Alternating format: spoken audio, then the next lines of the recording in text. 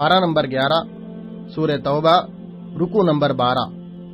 البتہ اعتراض ان مالداروں پر ہے جنہوں نے استطاعت کے باوجود بیٹھنے والوں میں شامل ہونا پسند کیا۔ اے نبی صلی اللہ علیہ وسلم، جب تم جنگ سے لوٹو گے تو منافقین تمہارے سامنے قسمیں کھائیں گے تاکہ تم ان سے صرف نظر کرو اور ان سے راضی ہو جاؤ۔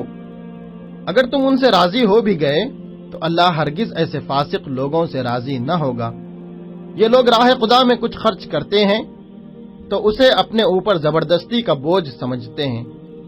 جو لوگ اللہ اور روز آخر پر ایمان رکھتے ہیں وہ جو کچھ خرچ کرتے ہیں اسے اللہ کے یہاں تقرب کا اور رسول اللہ صلی اللہ علیہ وسلم کی طرف سے رحمت کی دعائیں لینے کا ذریعہ بناتے ہیں۔ اللہ ضرور ان کو اپنی رحمت میں داخل کرے گا۔ رکوع نمبر 13۔ مدینے اور اس کے گرد و نواح کے باشندوں میں 5 قسم کے لوگوں کا تذکرہ کیا گیا۔ نمبر 1، مہاجر و انصار، جنہوں نے سب سے پہلے دعوت ایمان پر لبیک کہا، اللہ ان سے راضی ہوا اور وہ اللہ سے راضی ہوئے۔ نمبر 2، منافق، جو نفاق میں طاق ہو گئے ہیں، قریب ہے وہ وقت جب ہم ان کو دوہری سزا دیں گے۔ نمبر 3، کچھ لوگ جنہوں نے اپنے قصوروں کا اعتراف کر لیا ہے، ان کا عمل مخلوط ہے، کچھ نیک اور کچھ بد۔ اے نبی، تم ان کے اموال میں سے صدقہ لے کر انہیں پاک کرو، انہیں نیکی کی راہ میں بڑھاؤ اور ان کے حق میں دعائے رحمت کرو۔ نمبر 4، کچھ لوگ ایسے ہیں جن کا معاملہ ابھی خدا کے حکم پر ٹھہرا ہوا ہے، اللہ چاہے تو انہیں سزا دے، چاہے تو اثر نو مہربان ہو جائے۔ نمبر 5، وہ لوگ جنہوں نے ایک مسجد بنائی اس غرض کے لیے کہ دعوت حق کو نقصان پہنچائیں اور کفر کریں اور اہل ایمان میں پھوٹ ڈالیں، یہ مسجد انہیں سیدھی جہنم کی آگ میں جا گرائے گی۔ اے نبی، تم ہرگز اس عمارت میں کھڑے نہ ہونا۔ رکوع نمبر 14۔ اللہ نے مومنوں سے ان کی جان اور ان کے مال جنت کے بدلے خرید لیے ہیں، اور اللہ کی راہ میں لڑتے اور مارتے اور مرتے ہیں، پس خوشیاں مناؤ اپنے اس سودے پر جو تم نے خدا سے چکا لیا ہے۔ یہی سب سے بڑی کامیابی ہے۔ اور ان کی صفات یہ ہیں: نمبر 1، اللہ کی طرف بار بار پلٹنے والے۔ نمبر 2، اس کی بندگی بجا لانے والے۔ نمبر 3، اس کی تعریف کے گن گانے والے۔ نمبر 4، اس کی خاطر زمین میں گردش کرنے والے۔ نمبر 5، اس کے آگے رکوع و سجدہ کرنے والے۔ نمبر 6، نیکی کا حکم دینے والے۔ نمبر 7، بدی سے روکنے والے۔ نمبر 8، اور اللہ کے حدود کی حفاظت کرنے والے۔ اے نبی صلی اللہ علیہ وسلم، ان مومنوں کو خوشخبری دے دو، اللہ کے نبی کو اور مومنین کو زیبا نہیں کہ مشرکین کے لیے مغفرت کی دعا کریں، چاہے وہ ان کے رشتہ دار ہی کیوں نہ ہوں۔ جنگ تبوک کے موقع پر جن اہل ایمان سے لغزشیں سرزد ہوئی تھیں، اللہ نے سب کو معاف کر دیا۔ رکوع نمبر 15۔ ایسا کبھی نہ ہوگا کہ اللہ کی راہ میں بھوک پیاس اور جسمانی مشقت کی کوئی تکلیف وہ جھیلیں، اور منکرین حق کو جو راہ ناگوار ہے اس پر کوئی قدم وہ اٹھائیں، اور کسی دشمن سے عداوت حق کا کوئی انتقام وہ لیں، اور اس کے بدلے ان کے حق میں ایک عمل صالح نہ لکھا جائے۔ یقیناً اللہ کے ہاں محسنوں کا اجر مارا نہیں جاتا۔ اسی طرح یہ بھی کبھی نہ ہوگا کہ وہ خدا کی راہ میں تھوڑا یا بہت خرچ اٹھائیں اور سعی و جہاد میں کوئی وادی وہ پار کریں اور اس کے حق میں اسے لکھ نہ لیا جائے۔ اللہ ان کے اس اچھے کارنامے کا صلہ انہیں عطا کرے گا۔ رکوع نمبر 16۔ جب کوئی قرآن کی صورت نازل ہوتی ہے تو منافقین مذاق کے طور پر مسلمانوں سے پوچھتے ہیں کہ تم میں سے کس کس کے ایمان میں اس سے اضافہ ہوا؟ جو لوگ ایمان لائے ہیں، نزول قرآن پر ان کے ایمان میں واقعی اضافہ ہی ہوا اور دل شاد ہیں، اور منافقین کی نجاست پر ہر نئی صورت نے ایک اور نجاست کا اضافہ کر دیا، اور وہ مرتے دم تک کفر میں مبتلا رہے۔ دیکھو، تم لوگوں کے پاس ایک رسول آیا ہے جو خود تم ہی میں سے ہے، تمہارا نقصان میں پڑنا اس پر شاق ہے، تمہارا فلاح کا وہ حریص ہے، ایمان والوں کے لیے وہ شفیق و رحیم ہے۔ اب اگر یہ لوگ منہ موڑیں تو ان سے کہہ دیجئے میرے لیے تو اللہ کافی ہے، اس کے سوا کوئی معبود نہیں، اسی پر میں نے بھروسہ کیا اور وہ مالک ہے عرش عظیم کا۔ سورہ یونس رکوع نمبر 1۔ تمہارا رب تو وہی خدا ہے جس نے آسمانوں اور زمین کو 6 دن میں پیدا کیا، پھر تخت سلطنت پر جلوہ گر ہو کر کائنات کا انتظام چلا رہا ہے۔ کوئی شفاعت کرنے والا نہیں ہے الا یہ کہ اس نے اجازت دی ہو۔ پیدائش کی ابتدا وہی کرتا ہے، پھر وہی دوبارہ پیدا کرے گا۔ وہی ہے جس نے سورج کو روشن بنایا اور چاند کو چمک دی، اور چاند کے گھٹنے بڑھنے کی منزلیں ٹھیک ٹھیک مقرر کر دی، تاکہ تم اس سے برسوں اور تاریخوں کا حساب معلوم کرو۔ رات اور دن کے الٹ پھیر میں اور زمین و آسمان کی ہر چیز میں بے شک بہت ساری نشانیاں ہیں۔ جو لوگ ہم سے ملنے کی توقع نہیں رکھتے اور دنیا کی زندگی ہی پر راضی اور مطمئن ہو گئے، اور جو لوگ ہماری نشانیوں سے غافل ہیں، ان کا آخری ٹھکانہ جہنم ہے، اور وہ لوگ جو ایمان لائے اور نیک عمل کرتے رہے، ان کا ٹھکانہ نعمت بھری جنت ہوگی۔ رکوع نمبر 2۔ انسان کا حال یہ ہے کہ جب اس پر کوئی سخت وقت آتا ہے تو کھڑے اور بیٹھے اور لیٹے ہم کو پکارتا ہے، مگر جب ہم اس کی مصیبت ٹال دیتے ہیں تو ایسا چل نکلتا ہے گویا اس نے کبھی اپنے کسی برے وقت پر ہم کو پکارا ہی نہ تھا۔ کئی ظالم قوموں کو ہلاک کرنے کے بعد ہم نے تم کو زمین میں ان کی جگہ دی ہے تاکہ دیکھیں تم کیسے عمل کرتے ہو۔ کافر لوگ قرآن میں تبدیلی یا ترمیم کا مطالبہ کرتے ہیں۔ اے نبی صلی اللہ علیہ وسلم، آپ اس میں تغیر و تبدل نہیں کر سکتے، آپ تو صرف اس وحی کے پیرو ہیں۔ یہ لوگ اللہ کے سوا ان کی پرستش کر رہے ہیں جو ان کو نہ نقصان پہنچا سکتے ہیں نہ نفع، اور کہتے ہیں کہ یہ اللہ کے ہاں ہمارے سفارشی ہیں۔ اللہ پاک ہے اس شرک سے۔ ابتدا میں سارے انسان ایک ہی امت تھے، مگر بعد میں انہوں نے مختلف عقیدے اور مسلک بنا لیے۔ رکوع نمبر 3۔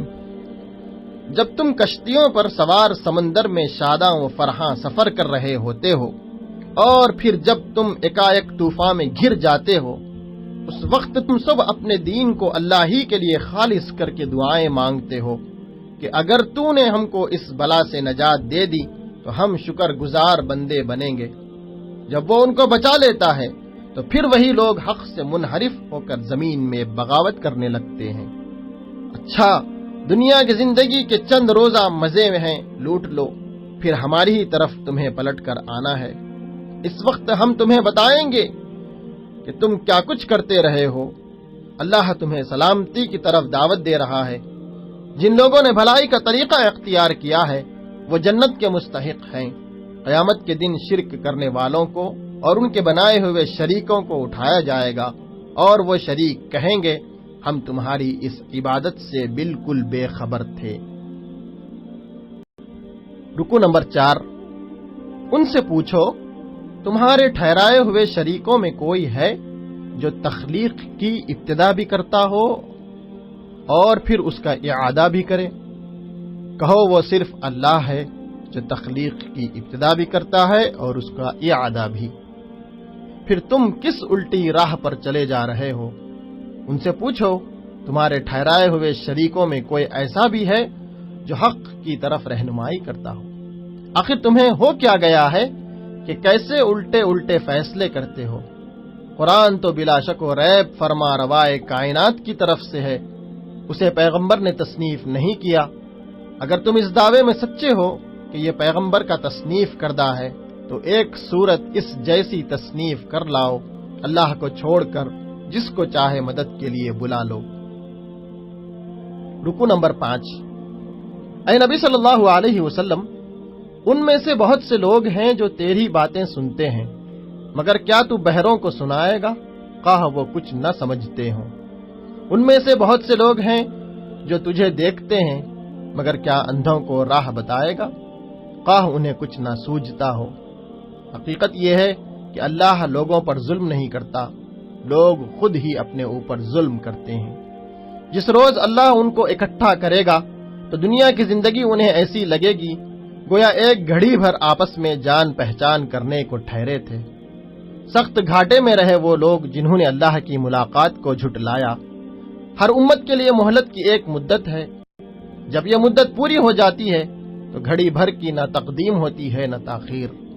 کافر اللہ کے عذاب کی وارننگ کو غیر اہم سمجھتے ہیں۔ اے نبی صلی اللہ علیہ وسلم ان سے کہو یہ بالکل سچ ہے اور تم اتنا بل بوتا نہیں رکھتے کہ اسے ظہور میں آنے سے روک دو۔ رکوع نمبر 6۔ اگر ہر اس شخص کے پاس جس نے ظلم کیا ہے روئے زمین کی دولت بھی ہو تو اس عذاب سے بچنے کے لیے اسے فدیے میں دینے پر آمادہ ہو جائے گا۔ لوگوں، تمہارے پاس تمہارے رب کی طرف سے نصیحت آ گئی ہے، یہ وہ چیز ہے جو دلوں کے امراض کی شفا ہے، جو اسے قبول کر لیں ان کے لیے رہنمائی و رحمت ہے۔ یہ اللہ کا فضل ہے اور اس کی مہربانی ہے کہ یہ چیزیں اس نے بھیجی، اس پر تو لوگوں کو خوشی منانی چاہیے، یہ ان سب چیزوں سے بہتر ہے جنہیں لوگ سمیٹ رہے ہیں۔ اللہ تو لوگوں پر مہربانی کی نظر رکھتا ہے، مگر اکثر انسان ایسے ہیں جو شکر نہیں کرتے۔ رکوع نمبر 7۔ کوئی ذرہ برابر چیز آسمان و زمین میں ایسی نہیں ہے، نہ چھوٹی نہ بڑی، جو تیرے رب کی نظر سے پوشیدہ ہو اور ایک صاف دفتر میں درج نہ ہو۔ اللہ کے دوست وہ ہیں جنہوں نے ایمان لا کر تقوی اختیار کیا، ان کے لیے نہ خوف ہے نہ رنج، دنیا و آخرت دونوں زندگیوں میں ان کے لیے بشارت ہی بشارت ہے۔ اے نبی صلی اللہ علیہ وسلم، جو باتیں لوگ تجھ پر بناتے ہیں وہ تجھے رنجیدہ نہ کریں، عزت تو صرف خدا کے اختیار میں ہے۔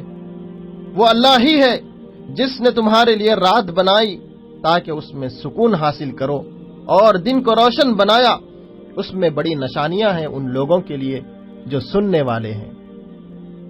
اللہ اس بات سے بے نیاز ہے کہ وہ کسی کو اپنا بیٹا بنائے۔ جو لوگ اللہ پر ایسے افطرا باندھتے ہیں وہ فلاح یاب نہیں ہیں اور عذاب کا مزہ چکھیں گے۔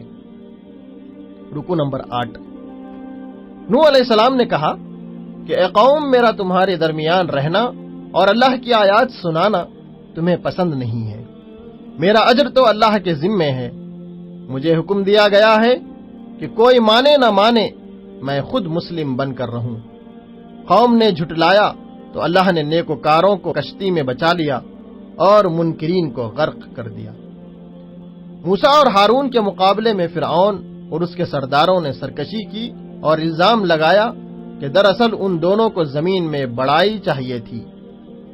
پھر ماہر جادوگروں کو بلایا گیا، مقابلہ ہوا، لیکن اللہ نے اپنے فرمانوں کے ذریعے حق کو حق کر دکھایا۔ رکوع نمبر 9۔ موسیٰ کو اس کی قوم میں سے چند نوجوانوں کے سوا کسی نے نہ مانا، فرعون کے ڈر سے اور اپنی قوم کے سردار لوگوں کے ڈر سے، جنہیں خوف تھا کہ فرعون ان کو عذاب میں مبتلا کرے گا۔ واقعہ یہ ہے کہ فرعون زمین میں غلبہ رکھتا تھا۔ اللہ تعالیٰ نے موسیٰ اور اس کے بھائی کو اشارہ کیا کہ مصر میں چند مکان اپنی قوم کے لیے مہیا کرو اور ان مکانوں کو اپنا مرکز بنا لو اور نماز قائم کرو۔ اللہ نے موسیٰ اور ہارون کی دعا قبول کی اور حکم دیا کہ ثابت قدم رہو۔ اللہ نے فرعون اور اس کی قوم کو سمندر میں غرق کر دیا۔ جب فرعون ڈوبنے لگا تو بول اٹھا، میں ایمان لایا خداوند حقیقی پر کہ اس کے سوا کوئی خدا نہیں ہے، جس پر بنی اسرائیل ایمان لے کر آئے ہیں، اور میں بھی اسی کے آگے جھکتا ہوں۔ فرمایا اب ایمان لاتا ہے، حالانکہ زندگی بھر نافرمانی اور فساد کیا کرتا تھا۔ اب تو ہم صرف تیری لاش ہی بچائیں گے تاکہ تو بعد کی نسلوں کے لیے نشان عبرت بنے۔ رکوع نمبر 10۔ یہ فی الواقع تمہارے پاس حق ہی آیا ہے تمہارے رب کی طرف سے۔ کچھ لوگ ایمان لا کر نہیں دیتے، خواہ کوئی نشانی ہی ان کے پاس آ جائے، اور جب تک دردناک عذاب سامنے آتا نہ دیکھ لیں۔ یونس علیہ السلام کی قوم کے سوا کسی قوم کو ہم نے نہیں بچایا جو کہ عذاب دیکھ کر ایمان لائی ہو۔ اے نبی صلی اللہ علیہ وسلم، کیا آپ لوگوں کو مجبور کریں گے کہ وہ ایمان لے آئیں؟ کوئی متنفس اللہ کی اذن کے بغیر ایمان نہیں لا سکتا۔ اللہ کا طریقہ یہ ہے کہ جو لوگ عقل سے کام نہیں لیتے ان پر گندگی ڈال دیتا ہے۔ اب یہ لوگ اس کے سوا اور کس چیز کے منتظر ہیں کہ وہ برے دن دیکھیں جو ان سے پہلے گزرے ہوئے لوگ دیکھ چکے ہیں۔ رکوع نمبر 11۔ اے نبی صلی اللہ علیہ وسلم، کہہ دو کہ تم اللہ کے سوا جن کی بندگی کرتے ہو میں ان کی بندگی نہیں کرتا، میں تو صرف اس کی بندگی کرتا ہوں جس کے قبضے میں تمہاری موت ہے۔ مجھے حکم دیا گیا ہے کہ میں ایمان لانے والوں میں سے رہوں، اور مجھ سے فرمایا گیا ہے کہ یکسو ہو کر اپنے آپ کو ٹھیک ٹھیک اس دین پر قائم کر دوں اور ہرگز مشرکوں میں سے نہ رہوں۔ اگر اللہ تجھے کسی مصیبت میں ڈالے تو خود اس کے سوا کوئی نہیں جو اس مصیبت کو ٹال دے، اور اگر تیرے حق میں کسی بھلائی کا ارادہ کرے تو اس کے فضل کو پھیرنے والا کوئی نہیں ہے۔ اے نبی صلی اللہ علیہ وسلم، کہہ دو کہ لوگوں، تمہارے پاس تمہارے رب کی طرف سے حق آ چکا ہے، اب جو سیدھی راہ اختیار کرے اس کی راست روی اسی کے لیے مفید ہے، اور جو گمراہ رہے اس کی گمراہی اسی کے لیے تباہ کن ہے۔ سورہ ہود، رکوع نمبر 1۔ اللہ کے رسول نے کہا، اے لوگو، تم اپنے رب سے معافی چاہو اور اس کی طرف پلٹ آؤ تو وہ ایک مدت خاص تک تم کو اچھا سامان زندگی دے گا اور ہر صاحب فضل کو اس کا فضل عطا کرے گا۔ اگر تم نے منہ موڑا تو میں تمہارے حق میں ایک بڑے ہولناک دن کے عذاب سے ڈراتا ہوں۔